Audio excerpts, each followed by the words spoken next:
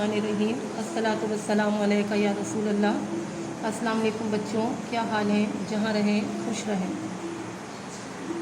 बस चैप्टर है आपकी दरसी किताब का नज़रिया पाकिस्तान, जिसके मुसन्निफ़ हैं डॉक्टर ग़ुलाम मुस्तफ़ा ख़ान। आपकी विलादत 1912 में हुई, वफ़ात 2005 में हुई। जबलपुर हिंदुस्तान में पैदा हुए, 1948 में हिजरत करके पाकिस्तान आए। डॉक्टर साहब एक बड़े आलिम, मुहक़्क़िक़, मुसन्निफ़, माहिर लिसानियात, माहिर तालीम और सिलसिला नक्शबंदिया के अजीम रहनुमा थे। आपको उर्दू, हिंदी, फ़ारसी, अरबी और अंग्रेज़ी ज़ुबानों पर उबूर हासिल था। हुकूमत पाकिस्तान ने इक़बाल और कुरान किताब लिखने पर सदारती एवार्ड सितारा इम्तियाज़ से नवाजा। अब आ जाते हैं अपने चैप्टर की तरफ, नज़रिया पाकिस्तान। लेते हैं कि नज़रिया क्या है, नज़रिया कहते किसे हैं। हर इंसान, हर कौम का एक ख़याल, एक राय, एक अलग सोच होती है जो नज़रिया कहलाता है।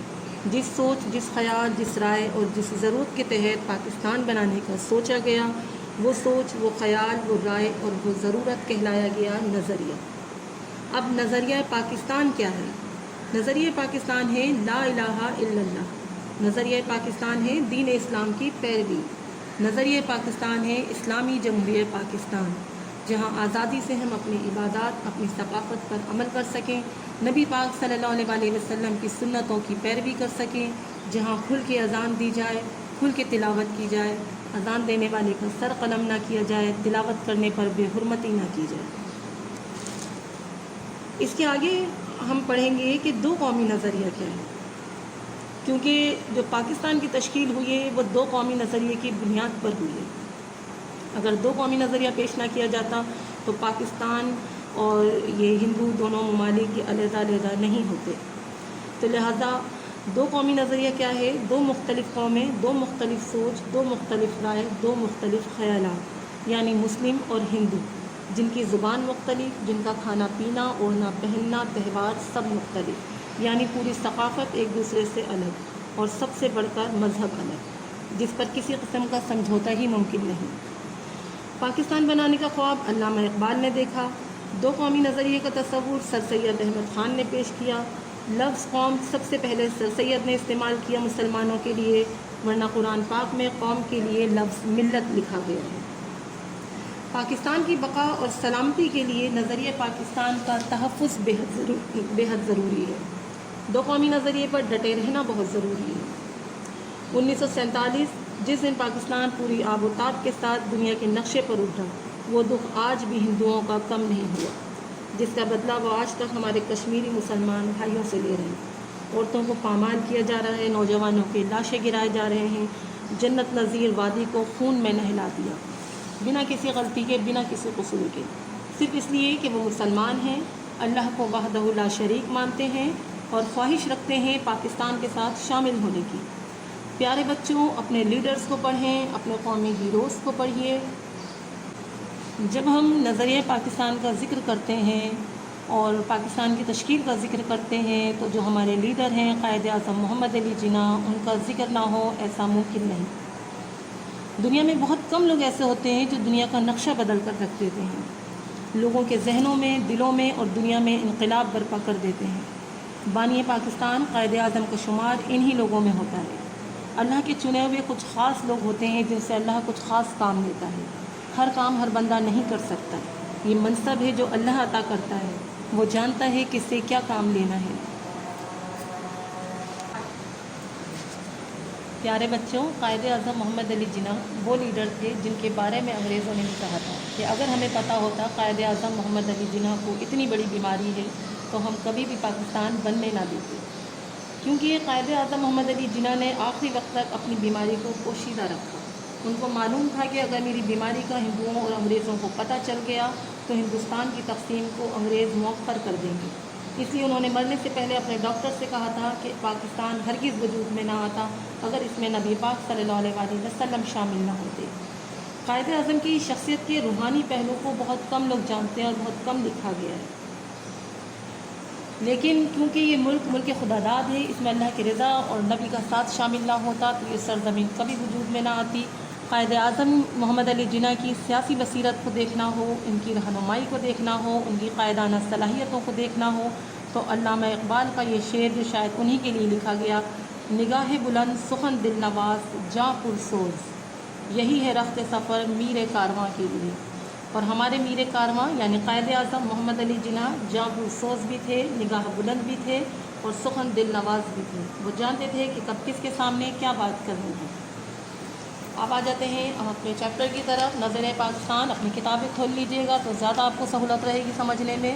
پورا کیا پیراگراف میں پورا چیپٹر میں آپ کو ایک ساتھ سمجھاؤں گی۔ نظریہ پاکستان، اس چیپٹر میں مصنف نے نظریہ پاکستان کو تحریک پاکستان کی وجہ اور مقصد بیان کیا۔ مسلمانوں کا یہ عام اصول یا شیوہ رہا ہے کہ وہ بلا وجہ کسی سے لڑتے جھگڑتے نہیں، ہر ایک کے ساتھ پیار محبت سے رہنا چاہتے ہیں۔ لیکن جب کفار کو شہ ملنے لگے، کافر طاقتوں کو فروغ ملنے لگے، بے دینی غالب آنے لگی، مسلمانوں کے حقوق کو پامال کیا جانے لگے اور ان کی مذہبی آزادی کو ختم کیا جائے تو مسلمان ڈٹ کر کھڑے ہو جاتے ہیں۔ اسلام امن و سلامتی کا مذہب ہے۔ وہ نہیں کہتا کہ کسی سے لڑائی جھگڑا کیا جائے، کسی سے بدلہ لیا جائے، انتقام لیا جائے، کسی کو تنگ کیا جائے، لیکن جب بات آ جاتی ہے دین کی، اسلام کی، اللہ کی اور نبی کی، تو وہاں پر جنگ کرنے کا حکم دیا گیا ہے۔ وہاں کوئی مذائقہ نہیں ہے کہ دشمن کا سر قلم کر دیا جائے، جو ہمارے ملک کی طرف ہمارے نبی کی سنتوں کو جو ہے ٹھکراتے ہیں یا بے حرمتی کرتے ہیں ان کی۔ تو اسی سلسلے میں پھر انہوں نے آواز اٹھائی مسلمانوں نے اور تحریک بھی چلائی۔ اکبر بادشاہ حالانکہ مسلمان بادشاہ تھا، اور جب اس کے زمانے میں ہندوؤں کا سیاست اور نظام حکومت میں عمل دخل بڑھ گیا تو کافرانہ طور طریقے رائج ہونے لگے، مسلمانوں کی مذہبی آزادی ختم ہونے لگی، تو حضرت مجدد الثانی اپنے ہی مسلمان بادشاہ کے خلاف تحریک چلانے لگی، جس کے نتیجے میں شاہ جہاں اور اورنگزیب دین کے نام پر ابھرے۔ اسی طرح جب اورنگزیب کے بیٹوں میں نفاق کی وجہ سے مغلیہ سلطنت کو زوال ہوا، ہندوؤں اور مرہٹوں نے سر اٹھایا اور انگریزوں نے قدم جمائے، تو علی حیدر اور ٹیپو سلطان نے ڈٹ کر مقابلہ کیا، لیکن اندرونی غداری کی وجہ سے ناکامی ہوئی تو شاہ ولی اللہ اور ان کے بیٹوں اور پوتے نے تحریک چلائی اور ایک دفعہ پھر مسلمانوں میں غلامی سے آزادی حاصل کرنے کا جذبہ بڑھ گیا۔ جنگ آزادی میں ناکامی کے بعد مسلمان پوری طرح مغلوب ہو گئے اور انگریزوں نے مسلمانوں کے ساتھ انتہائی بدسلوکی اور ظلم و ستم شروع کر دیے، تو سر سید احمد خان کی مفاہمت پر انگریزوں کے رویے میں نرمی اور تبدیلی آئی۔ کانگریس کی بنیاد یہ کہہ کے رکھی گئی کہ یہ ہندوستان کی تمام قوموں خصوصاً ہندو اور مسلم کی نمائندہ جماعت ہے اور ان کے مسائل انگریز حکومت سے حل کروائے گی۔ لیکن جب سرکاری نوکریاں ہندوؤں کو دلوائی گئیں، تجارت و کاروبار پر ہندوؤں کو قبضہ کروایا گیا اور اردو کے مقابلے میں ہندی کو فروغ دیا جانے لگا، تو صاف صاف ظاہر تھا کہ یہ جماعت یعنی کانگریس صرف اور صرف ہندوؤں کے مفادات کی جماعت ہے، مسلمانوں کا اس میں کوئی تحفظ نہیں۔ لہذا مسلم لیگ قائم کی گئی تاکہ مسلمانوں کی بھی ان کے حقوق مل سکیں، ان کو تحفظ مل سکے، اور جس طرح سے ہندو پورے ملک میں اور ہر جگہ پر راج کر رہے ہیں، ان کو ان کے حقوق مل رہے ہیں، اسی طرح سے مسلمانوں کے حقوق کو بھی پامال نہ کیا جائے، وہ بھی اپنی ایک زندگی اچھی گزار سکیں۔ انگریزوں اور جرمن کے درمیان پہلی جنگ عظیم ہوئی تو انگریزوں نے مسلم ملک کو یقین دہانی کروائی کہ اگر مسلمان انگریزوں کا ساتھ دیں گے تو ان کو مزید آزادی اور سہولتیں بھی دی جائیں گی۔ حالانکہ یہ صرف ان کی چال تھی تاکہ ان کو جو ہے اثر و رسوخ ان کا بڑھ سکے، مسلمانوں کے اوپر وہ مسلط ہو سکیں، تو لہٰذا وہ اسی لیے غلط بیانی سے کام لے رہے تھے۔ ایسا ممکن نہیں تھا اس دور میں کہ جو ہے انگریز ہندوؤں کے مقابلے میں مسلمانوں کو ساتھ دیتے، ان کو فائدہ پہنچاتے، یہ صرف اور صرف ان کو دھوکہ دینے والی بات تھی۔ تو یہ دھوکہ تھا کھلا، فتح حاصل ہوتے ہی انگریزوں نے ترکی کے ٹکڑے ٹکڑے کر دیے۔ لہذا خلافت کے تحفظ کے لیے مولانا محمد علی جوہر اور مولانا شوکت علی جوہر نے تحریک خلافت چلائی، اور مختلف تحریکوں کی وجہ سے ہندو مسلم دشمنی کھل کر سامنے آ گئی اور نہرو رپورٹ نے بھی بقیہ کسر پوری کر دی۔ لہذا دو قومی نظریے کا پرچار ہوا، یعنی ہندو اور مسلمان دو علیحدہ علیحدہ قومیں ہیں، اس چیز کا احساس مسلمانوں کے اندر ہونے لگا، کیونکہ جب تک انسان کے اندر احساس نہیں جاگتا ہے وہ کوشش نہیں کرتا ہے۔ ابھی تک مسلمان ڈرے ہوئے تھے، سہمے ہوئے تھے، اور ان کے اندر اتنی ہمت نہیں تھی کہ وہ آواز اٹھاتے، لیکن جب ان کے لیڈرز ان کو ملے رہنمائی کرنے کے لیے، ان کی باتیں، ان کی تقریریں، انہوں نے جس طرح سے بیدار کیا، ان کی شاعری نے تو مسلمانوں کے اندر ایک جذبہ پیدا ہو گیا، ایک لگن پیدا ہو گئی آزادی حاصل کرنے کی. انہیں احساس ہوا کہ وہ جو زندگی گزار رہے ہیں وہ کس قسم کی زندگی ہے، اس میں کوئی آزادی نہیں ہے، کسی بھی قسم کی آزادی نہیں ہے، نہ معاشی طور پہ، نہ معاشرتی طور پہ، نہ مذہبی طور پہ. وہ بالکل غلام بن ہوئے ہیں، حتیٰ کہ ان کے ذہنوں کو، ان کے دماغوں کو بھی جکڑا ہوا تھا غلامی میں. تو لہٰذا یہ ایک بہت بڑا انقلاب ہوتا ہے کہ کوئی ملک علیحدہ ہو جانا، آزادی حاصل ہو جانا. آپ دیکھتے ہیں بچوں کہ ایک محلے یا ایک علاقے یا ایک گھر میں تبدیلی لانا مشکل ہوتی ہے اگر نظام بگڑا ہوا ہو. ہم چاہتے ہیں کہ ہماری گلی صاف رہے، ہمارا محلہ صاف رہے، ہمارا علاقہ صاف رہے، لیکن نہیں ہو پاتا کیونکہ سب اس میں ساتھ نہیں دیتے ہیں، ہم سب کو ایک ساتھ نہیں سمجھا پاتے ہیں، کوئی نہ کوئی کہیں نہ کہیں غلط کر رہا ہوتا ہے. تو سوچیں ایک اتنی بڑی تعداد، اتنی بڑی اکثریت مسلمانوں کی جو بالکل سہمے ہوئے ہیں، جو ڈرے ہوئے ہیں، جو غلامی کی زندگی گزار رہے ہیں، ان کی وہ عادی ہو چکے ہیں اس زندگی کے. تو اس وقت جو ہے ان کو جگانا، ان کو بیدار کرنا، ان کے اندر یہ احساس پیدا کرنا کہ یہ زندگی نہیں ہے، یہ اس کی کوئی اہمیت نہیں ہے. تو لہٰذا ان کے اندر یہ بیداری کس نے جگائی ہے؟ ہمارے رہنماؤں نے، ہمارے لیڈرز نے، جس میں سر فہرست ہمارے قائد اعظم محمد علی جناح ہیں. اس لیے ان کی قدر کیا کریں، ان سے محبت کیا کریں، ان کو پڑھا کریں. اگر آپ قائد اعظم کو پڑھیں، ان کے اقوال پڑھیں، ان کی ذہانت کے قصے پڑھیں، تو میرا یقین ہے کہ آپ کو ان سے محبت ہو جائے. وہ اتنی پیاری شخصیت تھے، ان کی روحانی شخصیت بھی تھی، ان کا روحانی پہلو بھی تھا ان کی شخصیت کا، لیکن جسے بہت کم لوگ جانتے ہیں. کبھی موقع ملا تو انشاءاللہ میں آپ کو بتاؤں گی. جو آپ ہمیشہ سنتے ہیں نا کہ پاکستان خدا داد ملک ہے اور یہ نبی پاک صلی اللہ علیہ وسلم کا ساتھ دینے کی وجہ سے قائم ہوا، تو کس طرح سے قائم ہوا، اس کے پیچھے کیا واقعہ ہے، یہ انشاءاللہ موقع ملتا ہے کبھی تو میں آپ کو بتاؤں گی. لیکن آپ کی توجہ اردو سبجیکٹ پہ رہے تو زیادہ اچھی بات ہے، مجھے بھی مزہ آئے گا پڑھانے میں آپ کو. تو اس کے بعد آگے لکھا ہوتا ہے اس چیپٹر میں کہ قرارداد پاکستان منظور ہوئی، تحریک چلی، قربانیاں دی گئیں اور پاکستان وجود میں آیا. اور یہ سب کس کی کوششوں سے ہوا؟ ہمارے رہنماؤں، ہمارے لیڈر کی کوششوں سے ہوا، قائد اعظم کی کوششوں سے ہوا. لہٰذا بچوں، نظریہ پاکستان کا مقصد محض ایک حکومت قائم کرنا نہیں، بلکہ اصل مقصد اسلامی اصولوں کی ترویج و اشاعت اور اہل عالم کے لیے مثالی حکومت کا نمونہ فراہم کرنا ہے. نظریہ پاکستان میں اسلامی زندگی اور قدروں کا تصور بنیادی حیثیت رکھتا ہے. اخوت، مساوات، عدل، دیانت اور انسانی ہمدردی کے بغیر نظریہ پاکستان فروغ پا ہی نہیں سکتا. ہمارا کوئی قدم اللہ اور اس کے رسول کے خلاف نہ ہو اور ہمارا جینا مرنا پاکستان کے لیے. یہ ہمارا چیپٹر تھا نظریہ پاکستان. اب اس کا مرکزی خیال ہے وہ پڑھ لیتے ہیں، جان لیتے ہیں. اس سبق کے مرکزی خیال میں مصنف کہتے ہیں کہ مسلمانوں کی قومیت ایک نظریاتی قومیت پر قائم ہے جو لا الہ الا اللہ ہے. لہذا نظریہ پاکستان کا مطلب صرف ملک حاصل کرنا نہیں، بلکہ اسلامی زندگی اور قدروں کا تصور بنیادی حیثیت رکھتا ہے. اخوت، مساوات، عدل، خدا ترسی، انسانی ہمدردی اور عظمت کردار کے بغیر نظریہ پاکستان فروغ نہیں پا سکتا.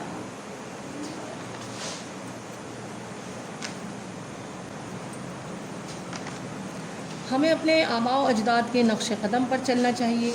کوئی ایسا قدم نہیں اٹھانا چاہیے جس سے اللہ اور اس کے رسول صلی اللہ علیہ وآلہ وسلم کے سامنے شرمندہ ہونا پڑے. پاکستان کو توانا، مستحکم، شاندار اور پرعظمت بنانے کے لیے ہر قسم کی گروہ بندی سے بالا تر اس طرح کام کرنا ہے کہ ہمارا جینا مرنا سب پاکستان کے لیے ہونا چاہیے. اپنے انفرادی مفادات پر اپنے اجتماعی اور اپنے قومی مفادات کو ترجیح دینا چاہیے. ایک مسلمان اور پاکستانی ہونے کے ناطے یہ ہمارا فرض بنتا ہے کہ پاکستان کی محبت اور اس کی قدر ہمارے خون کے اندر شامل ہو. یہاں پر آپ کا چیپٹر مکمل ہوتا ہے، لیکن اس کے حوالے سے میں کچھ اور بھی کہنا چاہتی ہوں کیونکہ وقت بہت کم ہے. کلاس کے اندر دوبارہ موقع ملے اس کی ریویژن کا یا نہیں کچھ کہہ نہیں سکتے. تو اس چیپٹر کے حوالے سے جو کچھ ہے میں کہنا چاہتی ہوں وہ میں آپ سے چاہوں گی کہ میں یہیں پر کہہ دوں. 1947 میں بچوں بر صغیر پاک و ہند کی تقسیم ایک بہت بڑی انسانی ہجرت تھی. لوگوں کے تشدد سے بچنے کے لیے لوگوں نے قدیم مقبروں اور قلعوں میں پناہ حاصل کی، پھر انہیں مہاجرین کے وسیع کیمپس میں تبدیل کر دیا گیا. میں یہاں یہ سب چیزیں اس لیے بتا رہی ہوں کیونکہ ہمارے بچے پاکستان سے محبت تو کرتے ہیں لیکن اس کی تاریخ آپ لوگوں نے نہیں پڑھی. نظریہ پاکستان میں یہاں صرف نظریہ پیش کیا گیا ہے کہ جس نظریے کے تحت پاکستان کو بنایا گیا اور کس طرح سے اس کو لے کر آگے بڑھا گیا. لیکن کیونکہ ہمارے چیپٹر ہماری درسی کتاب میں اس حوالے سے یہی ایک چیپٹر موجود ہے، تو میں چاہتی ہوں کہ اس کا جو پس منظر ہے تھوڑا بہت اس کی ہجرت، اس کی تقسیم کے بارے میں آپ کو معلوم ہونا چاہیے، کیونکہ الگ سے تو نہ جانے آپ کتابیں پڑھتے ہیں دوسری کے نہیں پڑھتے ہیں. تو میری کوشش ہوتی ہے جتنا چاہ سکتی ہوں میں آپ کو بتاؤں. تو اس ہجرت کے نتیجے میں تقریباً 10 لاکھ افراد اپنی جان کی بازی ہار گئے. جو زندہ بچ گئے وہ بدبودار اور گندے کیمپ میں رہنے پر مجبور ہو گئے. ایک رپورٹ کے مطابق تقسیم ہند کے وقت تقریباً 15 ملین لوگوں نے ہجرت کی. مسلمان پاکستان آ رہے تھے جبکہ ہندو اور سکھ بھارت جا رہے تھے. تقسیم ہند کے وقت ہونے والی ہجرت کو انسانی تاریخ کی سب سے بڑی ہجرت قرار دیا ہے. تقسیم ہند کے وقت ہجرت کرنے والے مسلمانوں کو تاریخ کے بدترین تشدد کا سامنا کرنا پڑا. عورتوں کی عزتوں کو پامال کیا گیا، پھر انہیں بے دردی سے قتل کر دیا گیا. تقریباً 1 لاکھ عورتوں کو ان کی قتل کرنے اور ان کی عزتیں پامال کرنے کے لیے اغوا کیا گیا، اور کچھ لڑکیوں نے اپنی عزتیں بچانے کے لیے خودکشیاں بھی کی. گلیوں میں پولیس گردش کر رہی تھی، لوگ پناہ کی تلاش میں تھے، ایک افراتفری کا سما تھا. پینے کے پانی کی بھی شدید قلت تھی کیونکہ یہ افواہ پھیل چکی تھی کہ کنوؤں میں زہر ملا دیا گیا ہے. اس لیے اکثر لوگ تالابوں سے گندا پانی پینے پر مجبور تھے، جس کی وجہ سے مہاجر کیمپ میں بیماریاں پھیل گئیں. علاج نہ ہونے کے برابر تھا، اس لیے کیمپ دن رات مریضوں کی کراہوں سے گونجنے لگا. سکھوں اور ہندوؤں کے حملے میں زخمی جو لوگ ہوئے تھے وہ بھی تکلیف کے مارے کر رہے تھے. جلد ہی مریض اور زخمی لوگ مرنے لگے. لوگوں نے اپنے پیاروں کو ایڑیاں رگڑ رگڑ کر جان دیتے دیکھا.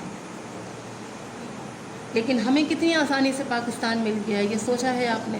کچھ ذمہ داری ہماری بھی بنتی ہے، ہمارے بھی کچھ فرائض ہیں. یہ سب بتانے کا مقصد آپ کو کچھ ہے میرا، جو میں نے مختصراً آپ کو یہاں احوال بتایا ہے یہ کچھ بھی نہیں. اگر آپ ہجرت پاکستان کی تاریخ پڑھیں، تفصیل سے پڑھیں تو دہل جائیں. کچھ ظلم ایسے ہوتے ہیں جنہیں لفظوں میں بیان کرنا ممکن نہیں ہوتا.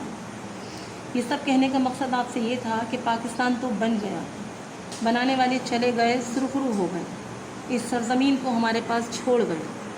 لیکن سوال یہ ہے کہ جس مقصد کے تحت پاکستان بنا تھا، جس نظریے کے تحت اس سرزمین کو بنایا گیا تھا، حاصل کیا گیا تھا، کیا وہ نظریہ، وہ مقصد اس سرزمین پر پورا ہو رہا ہے یا نہیں؟ حکومت تو جو کرتی ہے وہ ایک لمبی بحث ہے، لیکن انفرادی طور پر ہم کیا کر رہے ہیں؟ معاشرے کا انتشار، بے راہ روی، رشوت، سود، بے ایمانی، اپنے فرائض ادا نہیں کیے جاتے، بوجھ سمجھ کے اتارے جاتے ہیں. لڑکوں کا لڑکیوں کا روپ دھارنا اور لڑکیوں کا لڑکوں کا روپ دھارنا یہ جدت نہیں ہے، یہ قیامت کی نشانیوں میں سے ایک نشانی ہے.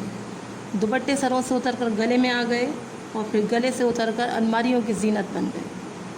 یاد رہے، یہاں میں سب کی بات نہیں کر رہی ہوں، لیکن جو کر رہے ہیں ان کی بات کر رہی ہوں. یہ سرزمین بے راہ روی، بے حیائی اور بے دینی پھیلانے کے لیے حاصل نہیں کی گئی تھی. میں نہیں کہتی کہ اچھائی ختم ہو گئی ہے، اچھائی ابھی زندہ ہے، اسی لیے اب تک یہ دنیا قائم ہے. جس دن اچھائی کا وجود ختم ہو جائے گا اس دن دنیا کا وجود ختم ہو جائے گا. لیکن اللہ بھی اپنے بندوں سے ابھی مایوس نہیں ہوا ہے. توبہ کے راستے، توبہ کا در ہم پر کھلا ہے. اگر ہم اس کو پا لیتے ہیں، اپنا لیتے ہیں توبہ کا راستہ، تو دنیا اور آخرت ہماری سمجھ جاتی ہے. لیکن یہ دیکھیے سب نہیں کر رہے ہیں ایسا، لیکن اکثریت کیا کر رہی ہے؟ آپ ہمارے بچے ہیں، طالب علم ہیں، ہمارے لیڈرز کو طلبہ سے بڑی امیدیں تھیں. آپ ایک بڑی طاقت ہیں، پاکستان کا مستقبل ہیں. اگر آپ زندگی کے ہر میدان میں ایمانداری اور فرض شناسی کو اپنا شیوا بنا لیں تو یقین کریں پاکستان کی قسمت سنور جائے. حکومت کا منہ نہ دیکھیے. اگر انفرادی طور پر ہم سب اپنی اپنی اصلاح کر لیں تو معاشرے کا بگڑا سارا نظام درست ہونے لگے. جب ہم سنور جائیں گے تو اللہ تعالیٰ ہم پر حکمران بھی سلجھے ہوئے مسلط کرے گا. تو بچوں، پاکستان کو کہا جاتا ہے یہ ملک خدا داد ہے، یعنی خدا کا عطا کیا ہوا ہے. اللہ کے حکم سے یہ پاک سر زمین ہمیں ملی. اس کی حفاظت، سلامتی کے لیے کوششیں کرنا ایک مسلمان اور پاکستانی ہونے کے ناطے ہم سب کا فرض بنتا ہے. خدا پاکستان کی حفاظت کرے، پاک فوج کی حفاظت کرے. امید ہے چیپٹر آپ کو سمجھ میں آیا ہوگا. اپنا بہت خیال رکھیے گا. اللہ حافظ.